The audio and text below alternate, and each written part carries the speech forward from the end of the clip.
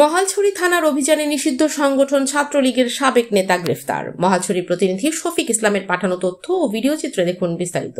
খাগড়াছড়ি পার্বত্য জেলা মহালছড়ি উপজেলার মগপাড়া এলাকা থেকে উপজেলা ছাত্রলীগের সাবেক সহসভাপতিকে গ্রেফতার করেছে মহালছড়ি থানা পুলিশ।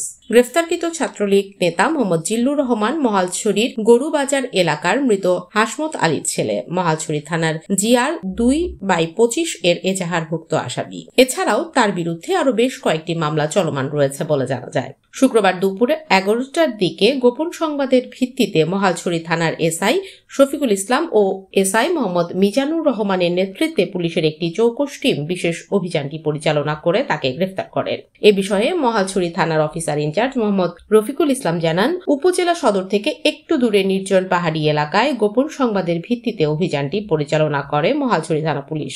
অভিযানে গ্রেফতারকৃত সাবেক ছাত্রলীগ নেতাকে তার বাগান বাড়ি থেকে গ্রেফতার করা হয়। পরে আইনি প্রক্রিয়া শেষে বিজ্ঞ আদালতে প্রেরণ করা হয়েছে।